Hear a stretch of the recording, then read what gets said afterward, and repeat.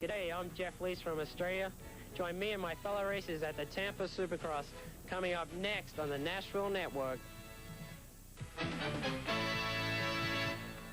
The seats in Tampa Stadium are empty, but tonight they'll be filled with thousands of Supercross fans. They're all asking the same question. Can an injured Rick Jonhson derail Jeff Ward's championship hopes? Well, I feel pretty good coming into the race today. My finger's not 100%, but I've been working with Dean Miller, and he's gotten a lot of good results out of it. I've gotten a lot more mobility. All the swelling's gone. We've put a special Oakley grip on there, so I won't have to hang on with all 4 fingers. I can pretty much let my broken finger relax and ride and use my palm to turn the throttle, so it's looking really good for tonight. Johnson's finger was broken in a crash at the Pontiac Silverdome.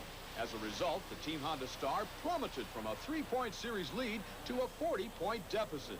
To have any chance at retaining his Coors Supercross championship, Jonhson needs to win while Jeff Ward is losing. At Tampa, Ward, number 3, refused to cooperate. The Kawasaki rider from Mission Viejo, California, took the early lead with Suzuki's Donnie Schmidt on the yellow bike in second. In a fight for third was number 1 Jonhson and Ron Lechien, number 9. It's no secret that Lechien and Jonhson, both from El Cajon, California, are bitter enemies. When they clash on a track, the sparks usually fly. Tampa was no exception. Neither rider seemed able to gain an inch until this. Lechien tried a stuff shot, but Jonhson saw it coming, cut to the inside, and put some distance between himself and his Kawasaki rival. He was not, however, able to hold on to his advantage. With the crowd looking on, Lechien wasted no time in again catching Jonhson. This time when he made the pass, it stuck. It was obvious with a broken finger, Jonhson was riding less than 100%. By the end of the race, Lechien had moved into second and Jonhson into third. Donnie Schmidt, who held down second earlier, was gobbled up by the Lechien-Jonhson battle and settled for fourth. Jeff Ward, meanwhile, was running away from the field. You would expect, with the series championship within his grasp, Ward would slow down to ensure a finish and protect his series lead.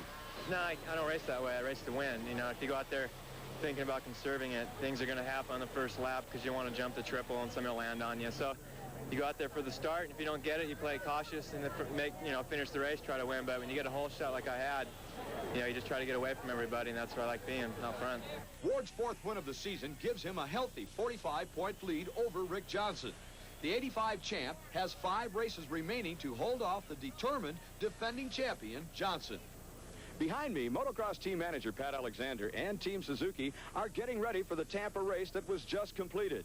It's a scene that during the course of the racing season is repeated over and over again. Let's go behind the scenes with Coors to find out what being a team manager is all about. Steve Saunders reports on Pat Alexander, Team Suzuki's man in charge. Success for a racing team like Suzuki depends on 2 key ingredients: the performance of the riders and plenty of hard work behind the scenes. The key in this winning equation, team manager Pat Alexander. In his 10 seasons with Suzuki, Alexander has worked with some of the best motocross riders in the world. His secret for getting along? You have different psyches amongst all the riders, so you have to treat all of them a little bit differently. But I try to be as even as possible with them. Before the race, you can see Alexander giving his riders pep talks. During the race, he's head cheerleader as well as keeper of the lap charts. His main task on race day, however, is the role of motivator. We try to coax these guys on to do as much as they can, push as hard as they can for the company, for themselves, and for the sport. Pat Alexander is one of the best I've ever worked with. He's got a lot of responsibilities during the week, a lot of responsibilities on the weekend. He seems to get them all done. I don't know how. A team manager requires a unique blend of fatherly understanding, the discipline of a taskmaster, and the technical expertise of an engineer.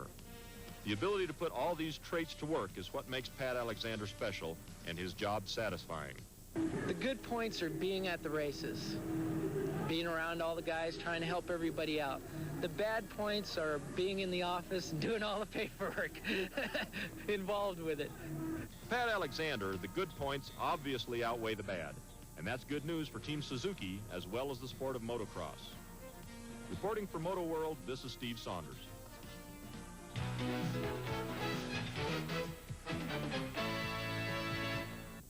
MotoWorld is brought to you in part by Dunlop Tires. Unleash the Dunlop legend. Welcome back to MotoWorld. Mark McKay has joined us with a report on the National Championship Hare Scramble Series. And Mark, I understand the most recent competition was more than just a race. Well, right you are, Larry. An exercise in survival might be a more accurate description. Hare Scramble's competition isn't for the timid. The Shasta Dam National was a case in point. The AMA National Championship Hare Scramble Series has consistently produced down-to-the-wire title chases. This year appears to be no exception. The 5th round of the 12-race series produced the 5th different overall winner. Redding, California was the site, and just finishing this 97-mile torture test was a feat.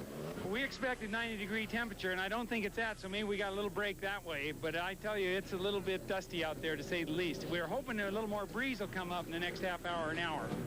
Can-Am's Ron Naylor wasn't waiting for the breeze.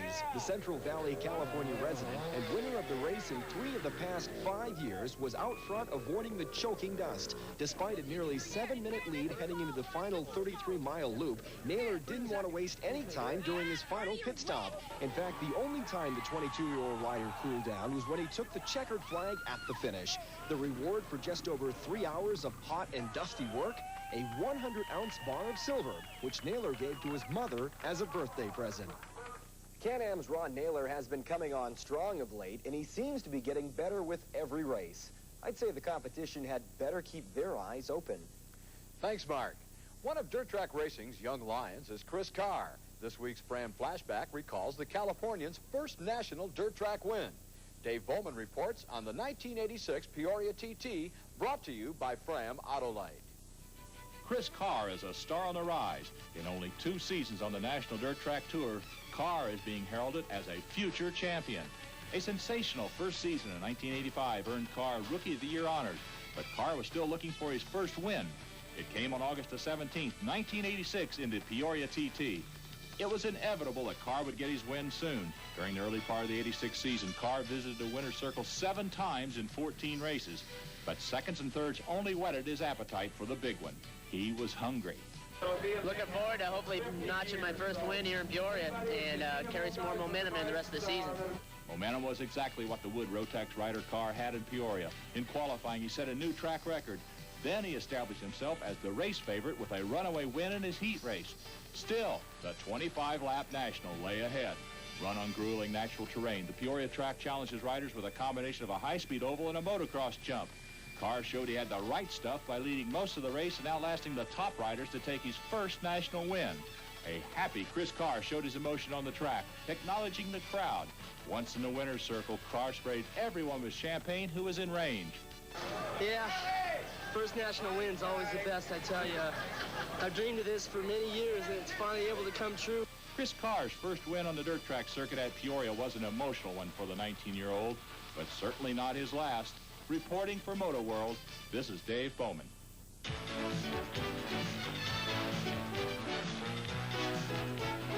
Postcard with the slogan, Right On Suzuki. Send your postcards to Right On Suzuki, P.O. Box 490099, Atlanta, Georgia 30349.